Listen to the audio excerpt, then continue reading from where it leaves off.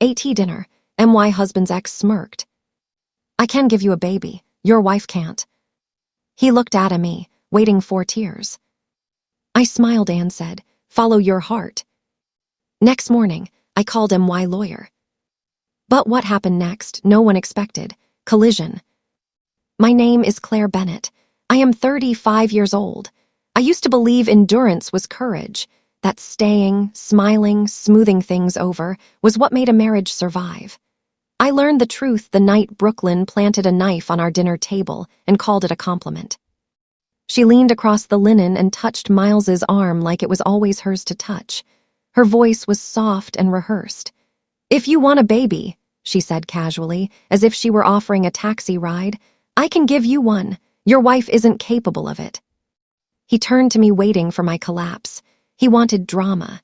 He wanted tears. He wanted a chorus of I told you so, and the righteous applause of the woman he'd found in the wings of his life. I smiled. Follow your heart, I said, quiet, flat, delivered like a sentence into the air. They misread that smile. They assumed it was permission. They were giving themselves away. I was giving them a rope. When Brooklyn left with a kiss that lingered too long, and Miles watched her go with eyes full of the future he'd been sketching without me, I sat very still. I finished my wine. I cleared the plates with steady hands. I did not scream. I did not plead. I went to bed and listened to the steady breath of a stranger and let the calmness inside me harden into something practical.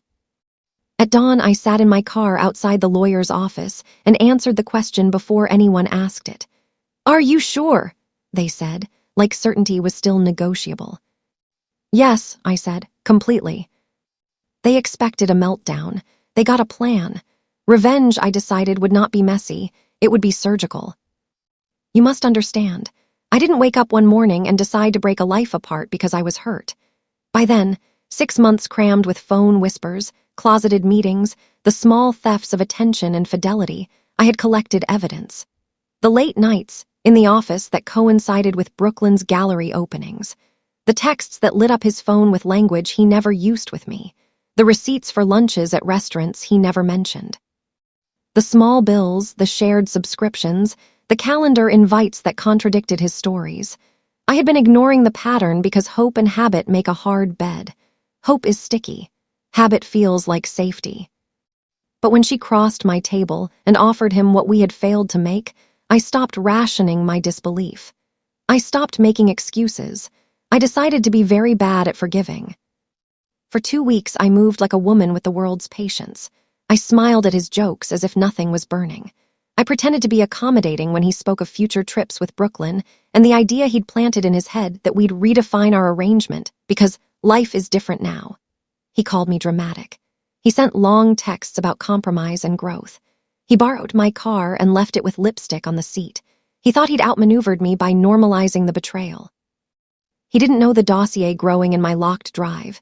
Invoices, screenshots, bank transfers, dates and locations, recordings of voicemails where he sounded oddly apologetic to someone else. I documented everything in the language institutions and law firms understand: receipts, timestamps, contracts. I called it the ledger. It became my map. I read it like scripture on nights when anger tried to soften into longing. Revenge would be precise. Revenge would be legal. Revenge would be irreversible in public ways that mattered to him more than any private apology ever could. First, I hit the company. Miles worked at a mid-size financial firm where reputation was currency and discretion, a kind of religion. I spent 3 nights pretending to scope venues for book clubs and small charity galas while I rebuilt his professional footprint into a series of tiny, untraceable errors. I called clients using the same scripted tones he used, asked the same casual questions Brooklyn had used to get him to loosen his tongue. I befriended his assistant on LinkedIn under a different username and sent a helpful memo about GDPR compliance that highlighted several of his supposed innovative client-handling strategies that, once placed under a professional microscope, smelled like negligence. I didn't fabricate data. I nudged the existing edges until they frayed. It took weeks for the firm to notice the small holes: missed billing codes, a half-signed memo, a client who received an invoice for work they hadn't authorized. By the time HR's quiet investigation reached his inbox, Miles was already sweating. His superiors asked soft questions. His partner, whose handshake he loved to boast about, began to look at him like a liability. I put forward a simple narrative, a man whose judgment had quietly been compromised by endless secret rendezvous and impulsive expenditures. The ledger proved helpful. My recorded receipts and annotated emails traced a life on the edge of discretion. They didn't need to be sensational. They only needed to prove a pattern. He was pulled off client-facing projects. They told him to take a leave so they could evaluate resource alignment. He called me furious. "You've cut off your nose to spite your face," he said. "You'll lose everything." I smiled into the receiver. "You already were losing everything," I said. "You just didn't know how it would feel." While his firm wrapped its hands around the loose ends he left behind, I turned to the other side, the social. Brooklyn had made her persona online a work of art, sunset shots, art openings, captions about following your joy and creating life. She traded on a narrative of bohemia and benevolence. I would use the same public stage to show a private history. I hired someone with a talent for narrative, an investigative storyteller who could stitch truth into a headline. We built a timeline that began with our fertility treatments and ended, 6 months later, with the text exchanges of a man promising her something we can't give at home. We didn't invent affairs. We highlighted patterns of deceit, of shared accounts, of private dinners that coincided with my hospital visits. The storyteller placed posts and articles where they needed to land. Blogs, local outlets, a whisper network on the platforms Brooklyn used to sell her image. The backlash was a slow erosion rather than an explosion. Brooklyn lost contracts. A gallery canceled her consulting gig because her board read the timeline and didn't like the optics. Her Instagram, previously full of polished grief and inspirational quotes, was now a platform for comments that speculated and judged. She had built a brand on intimacy and honesty. Once the intimacy wore its undercoat of betrayal, sponsors slid away. She called Miles, wept in his arms, and told him she did not understand who was attacking them. He thought he could fix this with charm. He organized dinners, public pictures of faux compassion, hand-holding on charity nights. But the ledger's weight pressed harder. The evidence, once public, bled into every sphere of his life. Next, I hit the money. We had joint accounts early in the marriage. He had always been careless with his money. He liked splurges he couldn't account for and ideas that needed funding. When Brooklyn re-entered the picture, he started funneling little amounts into her accounts, small enough to elude immediate suspicion, large enough to be meaningful in aggregate. I sat with the bank statements and realized the pattern. I didn't freeze his accounts. That would look juvenile and obvious. I arranged a professional audit through a trusted friend at a firm that handled high-profile divorces. The audit revealed transfers, shell purchases, unexplained consulting fees, directed to a name that matched Brooklyn's contractor profile. I took the findings to a lawyer who specialized in asset protection. We moved with elegant violence, restraining orders that looked sensible, injunctions for immediate forensic accounting, letters that told partners and backers that an executive's private life was currently under review.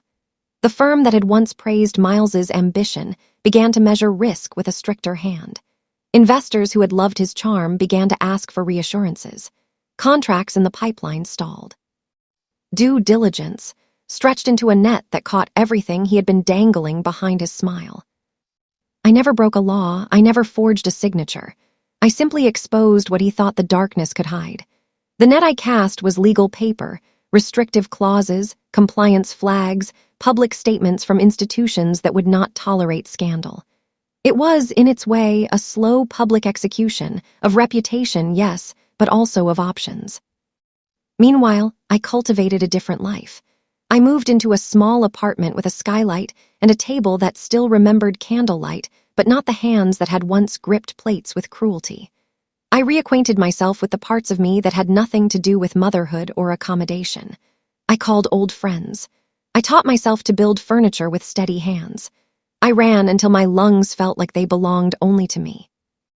The day the firm announced Miles's temporary pause from client duties, I watched his face on a bankruptcy of certainty. His colleagues were kind. They were also relieved. His partner, the man who'd once toasted to our future in front of the whole floor, sat across from him and used the word distraction. I imagine it in a way anvils fall on a character in a play, quietly, irrevocably. Then came the final act, the one he never suspected because he never believed the woman who smiled too much could ever strategize so coldly. I leaked a carefully curated file to an investigative reporter at a local paper. The file included time-stamped messages, bank records showing those, consulting fees, and a small audio clip of a conversation where Miles referenced a plan. "We'll make it work without her." A line he'd used in private as if whispers couldn't become testimony. The reporter, hungry and ethical enough to report the facts, wrote a sober piece. It didn't scream. It laid out an adult relationship eroded by deceit and the professional consequences that followed. It linked to court filings and quoted statements from boards and lawyers. It quoted me, not in melodrama, but in a steely paragraph about agency and choice. Publicly, Miles lost the charity chairmanship he'd coveted. 2 clients quietly reassigned their accounts. Brooklyn's gallery contract was canceled after donors expressed concern. The club he played at stopped inviting him to membership events. Social invitations dried. Miles, who had always measured himself by invitations and applause, found silence growing heavier around him. He came to my door once after the article. "Claire," he said, voice ragged, "we can fix this, we can." "You never tried to fix us," I said. "You tried to replace us." He looked like he wanted absolution, the kind that had cost me a different price. I told him where to go. I did not cry. I did not plead. I directed his next steps like a woman arranging the final pieces of a chessboard. Divorce followed. He fought, of course. Men who lose their world fight to salvage status. He sued for halves and rights. He claimed emotional instability. He asked for shared custody of whatever we had built. I let him have the theatrics. My lawyer and I kept to the ledger. We presented the timeline, the transfers, the evidence of a pattern that showed a man willfully constructing a life with someone else while maintaining a marriage as a public mask. The judge saw what was there, a cascade of choices that had eroded the marriage. The settlement was exacting in ways that didn't require vindictiveness. It simply allocated assets to the party who had actually built them. He lost access to certain client lists. He relinquished share options that had been vesting under our joint plan. I kept the house, the business, and the sense of myself that had been missing for far too long. But this is the part the tabloids don't understand. Revenge is not always about emptying a bank account or seeing lips go pale on television. The most intimate vengeance is letting someone watch the life they thought secure crumble under the weight of their own duplicity. It's seeing them stand in the quiet they created and realizing there is no applause left. A lesson delivered with the dignity of restraint hurts in a deeper, more permanent way than any shouted tirade. I did not want to break him beyond repair. I wanted to show him the calculus of consequence. I wanted his choices to be visible, not whispered. I wanted the woman who once sat across from me to understand that her worth was not measured by what she could or could not give him. I wanted Brooklyn to see that what she had won was built on the ruins of trust, and that those ruins would make no palace. After the filings, after the press cooled, I began to rebuild with hands that now knew the price of saying no. I returned to the small rituals that tie a life together. Sunday markets, a barber who knew my coffee order, a book club that argued about women who made difficult choices. I began to date, not for the theatrical headlines of new love, but to laugh, to discover eating with someone new could be a quiet pleasure, not a performance. Sometimes he texts. He sends pictures of his travels with Brooklyn and clumsy apologies about how this all got out of hand. They read like glossy postcards. I read them once and delete them. Once he called, voice thin with something that might have been regret. I let it ring. The number already had new rhythms, new silences. My life after him is noisy in the best way. The clatter of plates I chose for myself, the hum of small accomplishments, the clean echo of mornings where the bed is only mine. People ask me if I feel guilty for the way things fell. They assume I gorged myself on the spectacle of his fall. I did not. I felt something else entirely, a fierce, cold satisfaction that justice had been done in a way that was fair and efficient and precise. Not vengeance for the sake of blood, but a reclamation of dignity delivered in the currency he respected most: reputation, money, social voice. There were nights I imagined him humbled, standing at a podium, admitting his wrongs. That never happened. He did not have to be contrite for me to have the last word. I had the last line in a story he'd helped write, proof that cruelty repays itself. The ledger became his epitaph in the social world he once navigated so confidently. Once, months after the divorce, I walked past a gallery where Brooklyn's name was on a list of consultants. I paused and watched her from across the street. She looked smaller in person than she did online. The smile she practiced no longer reached her eyes the way it once had. She read articles about her own decline and tried to adjust her script. She survived, as we all do. Survival is not always a bright arc. Sometimes it's a slow, gray rebuild. I did not gloat. I felt hollow for a moment, an echo of the life I had lost even as I recognized the strength I had gained. Revenge, I learned, is not an act but a methodical process. It is choosing the battleground where your enemy values victory and then removing the victory by exposing truth. It is turning the language of intimacy into evidence and letting institutions enforce the moral economy you once tried to police alone. It is showing the world, not shouting into the void, that you will not be quietly demoted. Now, when I set a table, it is for friends who are chosen not out of duty but out of delight. The candles are lit, yes, but they are not a stage for cruelty anymore. They are witness to laughter and the clinking of glasses that belong only to me. They thought I would fold. They were wrong. They never saw the ledger.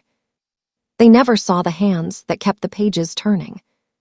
When people ask what I felt when the last of the settlements cleared and the last client signed a new contract without his name, I answer simply, I felt clean. I felt quiet. I felt finally entirely my own. And that, more ruthless than any stain on his reputation, felt like bloodless, perfect revenge.